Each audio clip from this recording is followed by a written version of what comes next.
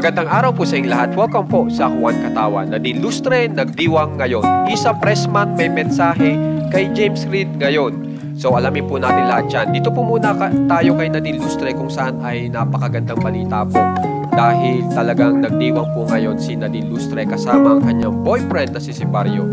At ito po ay patungkol sa halalan. At kung mapapansin nyo, may pila po. Yan po ay patungkol sa eleksyon.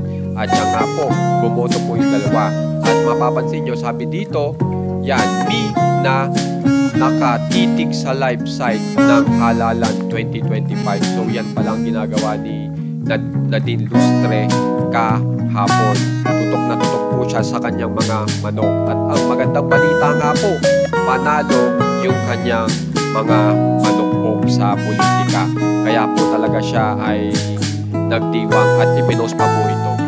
Ngayon naman po, dito naman po tayo kay James Reid at saka sa kanyang girlfriend na si Isa Pressman. At ito po, may pinost po si Isa at ang maganda nga po dito ay ito ang pagkakasabi niya. So i-play ko lang po ito para makita nyo rin po. So ang pagkakasabi niya, every day you make me feel so brave, beautiful, and free.